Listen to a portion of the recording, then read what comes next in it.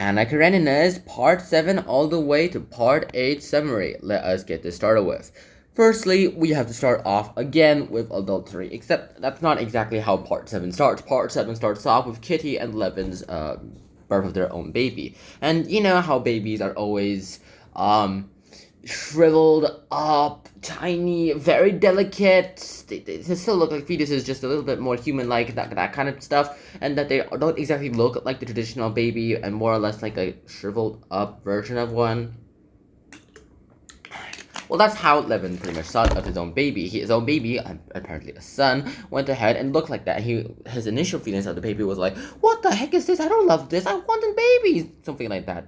That's probably not the reason why he probably thought all that, but that is probably one of the few factors that went into it. He also probably didn't really like, or at least initially loved, his baby, for the sense of, again, he doesn't exactly look like a baby. He doesn't exactly look like him. He doesn't just come out the way he expected. He was just disappointed in the way how he initially felt about the baby, which made him more disappointed, and a repeating cycle of disappointedness until the baby sneezed, which gave him a little moment of being proud and being happy for his son.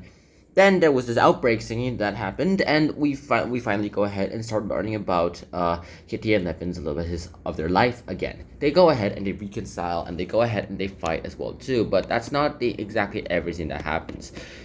They have a relatively stable marriage. Yes, they have a relatively stable marriage, and because of this relatively stable marriage, they are able to go ahead and do everything in their lives. What do I mean by that? Well, they go ahead and do things that are working out between both of them. What do I mean by that? They compromise. They're companions. They don't exactly do it out of wild romance, which is what's happening between Anna and Vronsky. But what these two are doing is the fact that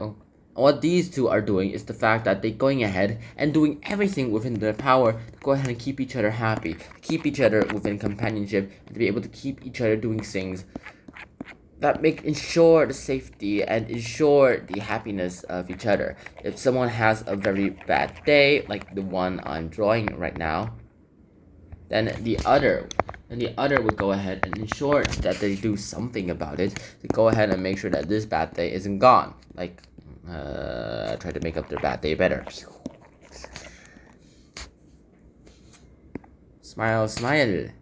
Smile, smile. Yeah. I love that catchphrase. What else do we have? Well, then we also have adultery, we have problems, and we have suicide, and we have a bunch of other things as well too. But first of all, before we get into those complicated stuff, let me tell you a little bit about what Anna and Vronsky are doing during all this time. What are they doing during all this time? Well, let's start off with this. Anna herself is starting to become really jealous and really sad about things. First of all, she was notified that you cannot get a divorce.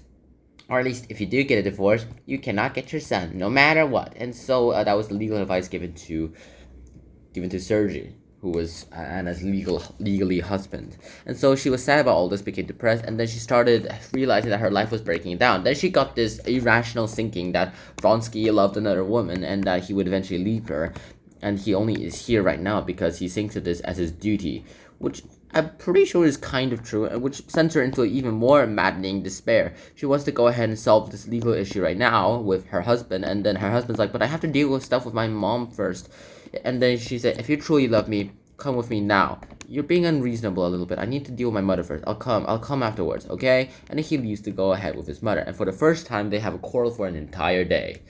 What happens in the end? Well, they don't exactly do anything bad in the sense of like, hey, I'm here, I'm here for you, or that kind of stuff. But they're all like, hey, I have my own issues too. Let's deal with yours after I deal with mine. They even debate about women's rights and women's education, which Vronsky himself just dismisses. Like, he's like, oh, that's not important at all. Women don't need an education. Oh, God. Women don't need an education. Women just need to be like housewives and stuff and look pretty and stuff. Anna probably does not take that well seriously because she herself is really educated and she herself is part of the noble class and has several rights. What Anna herself ends up doing though is going ahead and wanting to cling on to that last hope that Vronsky would love her. And she translates that like, if he actually loves me, then he would go ahead and come to me right soon as he sees my message. Then she sends messengers to go ahead and find the guy and send him the message about that, with that message on. They go ahead and notify her that they couldn't find Vronsky, unfortunately. So he probably left to his mother's house, and then so she sends them she sends him off to Vronsky's mom's house, and then sent back a reply saying, "I can't come back before 10." And so this becomes mad. So she becomes mad at this, and she decides to go ahead and walk off. As soon as she finishes and reaches towards the station that she gets off on, she thinks about something. There's another cloud of darkness going ahead and appearing within her mind, and she thinks that there's nothing that can happen anymore. Vronsky might still love her, but she thinks that he doesn't deserve anything anymore. In fact, she doesn't even want this life anymore. She wants to free herself from this world. So she thinks back to the day when a train went ahead and pummeled into one of the railroad workers, and this is the day that she met Vronsky, and then she decided to do the same thing to herself. She decided to jump in front of the train, and the first train passed by before she could even jump onto it, so that failed miserably. So she tried again in the next train, and then the next train arrived, and this time she went ahead and jumped off, asking God to forgive her. Vroom, vroom, vroom. And she's dead.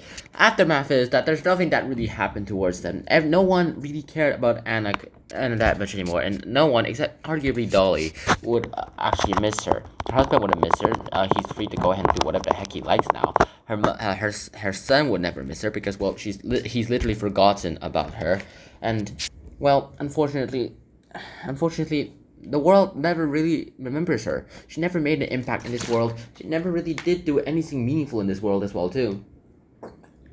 What she did in the end was not much more about, hey, I can't do this, but more on, maybe this isn't the life I was expecting, but this isn't the life that I wanted.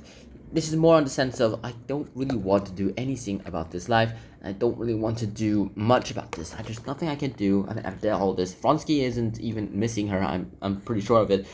And Kitty and Levin keep going on with their lives. There's this emergency storm that happened, and then they're all like, "Oh no, we're going to die!" And then Levin finally decides that he really loves his son in one true way, which ends up being really meaningful to him. And Kitty starts liking him more for it, and being glad that he starts loving his son more and more and more. It's growing every day, and I suppose in the end it will grow until his nothing can even match Kitty's pain. Nothing can match Kitty's love for the kid, but then again, who can match a mother's love with her own kid?